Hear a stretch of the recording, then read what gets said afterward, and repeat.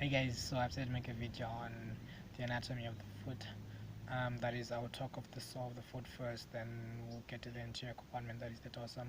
Then, of course, this requires prior knowledge of the leg region, that is the nerves and arteries of these regions, that is the anterior tibial artery and the posterior tibial artery, as well as the accompanying deep peroneal nerves and the posterior, the posterior one, that is the tibial nerve. Then, um, so before I doubt that you have to know the things that pass actually beneath the flexor retinaculum and the extensor retinaculum. So of course the extensor retinaculum being the one that is in front. If you've watched the video on the leg region, I did talk about a mnemonic, that is the Himalayas are not dry plateaus. T being the tibialis anterior, then the tibialis anterior of course going to insert on the and on the first metatarsal and the most medial cuneiform, of course, that is the same insertion as the Peroneus Longus, that is the muscle of the lateral compartment of the leg. Then, so T, that's the Himalayas, the H is now what? The extensor hallucis, the extensor hallucis longus. A and N, that is R naught, that is the artery of the compartment, that is the anterior tibial artery. Then you find the deep peroneal nerve. This deep peroneal nerve, of course, will end by give sensory innervation to the skin that is in the cleft between the first and the second toes. Then are not dry plateaus. The D is the extensor digitorum longus. Then the the P is the Peroneus Brevis. Of course, the Peroneus Brevis will have the same insertion as the Peroneus. Sorry, it's the Peroneus tertius that I want to talk about, which will have the same insertion with the Peroneus Brevis, which is a muscle of the lateral compartment. Remember, the superficial peroneal nerve, that is the nerve of the lateral compartment, will actually emerge between the extensor digitorum longus and the Peroneus brevis as it comes to give sensations on the dorsum of the foot. And then you also find the saphenous nerve innervating the dorsum of the foot up until the head of that first metatarsal, that is medial. Then more lateral you find that pseudo nerve as well.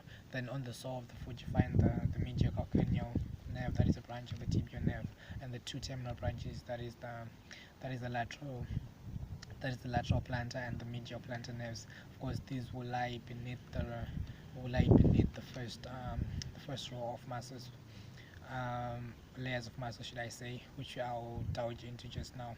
So when you get to this, so the skin is tightly adherent to the to the deeper structures. So you find that we have four layers of muscles. So for you not to forget these, the first layer, the mnemonic, is alpha. Then the second one is QL3. Then the third one it's FAF. Then the fourth one is tip. So we'll start with the first one, that is alpha. So I'm holding my left leg, so um, obviously it's okay. I'm holding my left leg. I can't show it, but then the in the first row you find that you have the two abductors, that is an abductor digiti minimi and then an abductor hallucis. Remember the hallux is the big toe, of course. Then the pollex is the big thumb. So the thumb rather. So you'd find that the one that is between these two, the F, isn't I said alpha, that's the flexor. That's the flexor digitorum brevis. So the flexor digitorum brevis, you also have a flexor digitorum longus, right? So I'd forgotten to mention the mnemonic of the structures that pass deep to the that actually pass deep to the flexor retinaculum. So the mnemonic now is the doctors are not hunters. So what has changed positions from the one that I talked about beneath the extensor retinaculum is just the digitorum and the hallucis. You find the hallucis more lateral. That is the edge, the doctors should find the tibialis posterior going to insert on that navicular bone, of course, and the surrounding small bones of the foot, with the exception being the talus, which doesn't have a muscular attachment. So you find those three muscles in the first layer. Then the second layer you find, as I said, QO3. You have the quadratus plantar. Then the other L, it's the other L you find the lumbricals. Then the other two muscles, not muscles rather, but the other two L's, they're actually long tendons of that flexor digitorum longus and that the hallucis one. Then the third one, isn't I said far, you find the adductor hallucis. Then you find the flexor, you find the flexor hallucis, and then you find the flexor digiti minimi. Then the fourth one, tip, you find the T is the tibialis posterior tendon. Remember, the tibialis posterior will actually go and insert on, I've just talked about it, that is the navicular bone and the surrounding small bones of the foot, with the exception being the talus, which doesn't have any muscular attachments. Then you find the P being the Peroneus Longus. Remember, the Peroneus Longus will actually cause, it's a lateral muscle, right, the lateral compartment of the leg, right, and the tendon will actually curve at the base of the fifth metatarsal to come and insert on the first metatarsal in the most medial cuneiform, which also happens to be the same insertion of the tibialis anterior. Then the I, that is the medial, is the interosseous muscles, both the palmar and both those of the sole and those of the dorsum of the foot. So the interosseous, they're actually the same with those here in terms of action. So the palmar interosseous, they adduct. So the ones on the sole, they also adduct. Then the ones from the side, the dorsum, will actually abduct. So it same applies with the ones on the dorsum of the foot. Then in terms of innervation, you'd find that isn't I talked about the two terminal branches of the tibial nerve, that is the medial and the lateral plantar nerves, the medial and lateral plantar nerves. So the first layer now, two of them are supplied by the medial. Then the third layer, two of them are supplied by the lateral. So common sense will obviously tell you that if I said that first layer, isn't I said alpha, you have the two abductors, then you have a flexor digitorum brevis. So that means the abductor hallucis and the flexor digitorum brevis are both supplied by what? By the medial plantar nerve. Then the abductor digiti minimi will be supplied by what? By the lateral one. Then when you look at the second layer, there is QL3. The quadratus plantar is supplied by the lateral plantar nerve. Then the lumbricals, now the first lumbrical is supplied by the medial plantar nerve. Then the other three are supplied by the lateral plantar nerve. This is different from the ones that we talk about when we talk about the region of the hand, of course, talking about these two being supplied by the median nerve, then these two being supplied by the ulnar nerve. But then here we're talking about one being supplied, of course, by that medial plantar nerve. Then the third layer now, the adductor hallucis will be supplied by the lateral plantar nerve. Remember, we also talk about an adductor pollicis here. We have a thinner eminence, right? Then those three muscles of the thinner eminence are supplied by the median nerve. However, the adductor pollicis will not be supplied by this median nerve, but rather be supplied by the ulnar nerve.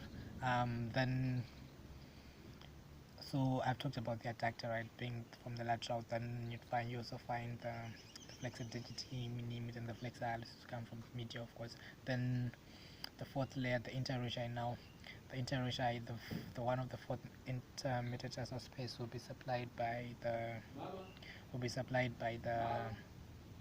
the superficial branch of the lateral plantar nerve. Then the other one is supplied by the deep branch. So let me just talk about these nerves. So you find that the lateral plantar nerve, from the main trunk, we have that nerve supplied to the abductor digiti minimi and the quadratus plantar. Then from the superficial branch, you find that from the first, it divides when it reaches the base of the fifth metatarsal. Then it gives a superficial branch and a deep branch. The deep branch, of course, will course with the lateral plantar artery as it goes from that lateral plantar arc, so that plantar arc that will then receive the dorsalis pedis that actually passes beneath or between the two heads of the dorsal interosseous, then completes that arc, of course. So you'd find that that superficial branch we give that nervous supply to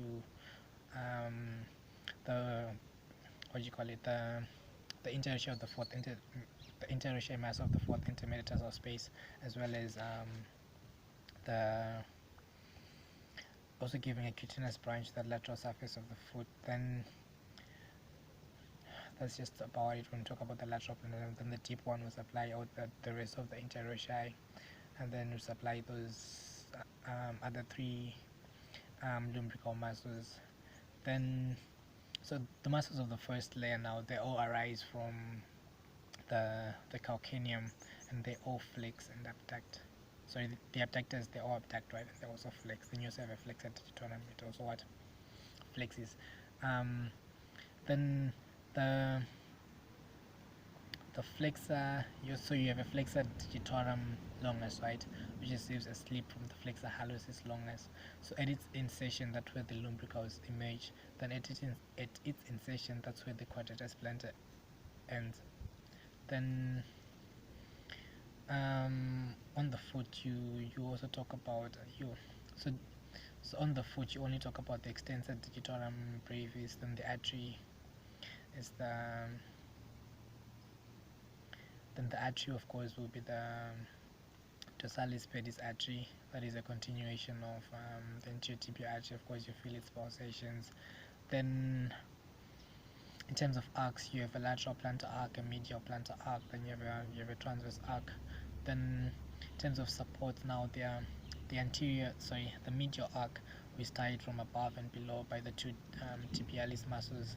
Then of course you have them tying the two ends together of this arc. You find the medial plantar arc, and most of the flexor muscles, that is the flexor digitorum longus whatsoever. Then the lateral one, you'd also find the what do you call it, you find the peroneal muscle, that is the Peroneus Longus and the Brevis actually supporting the arc. Then the lateral surface of the flexor digitorum longus also strengthen that. Then in terms of the bones that form these arcs, so the medial one is formed by the calcaneum, the talus. Then you'd find the navicular, the medial cuneiform. Then you also, the lateral one, we have the calcaneum is common to both. Then we have the cuboid. Then the transverse arc, we have those medial cuneiforms and the cuboid, as well as those metatarsal bones. Then the keystone to the lateral one is the cuboid, and the keystone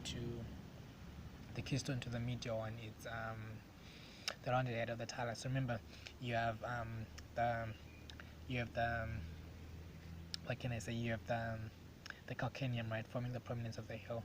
Then it articulates above with that talus that will actually articulate at the ankle joint. Then you'd find that the calcaneum will attach anteriorly to the cuboid C and C. Then the talus will attach to the navicular. So you also find that on this calcaneum, of course you have that sinus tarsi, and more medially so that calcaneum, actually I've forgotten the name, but it forms that sinus tarsi with the talus. Then more medially you find the subtentaculum tali.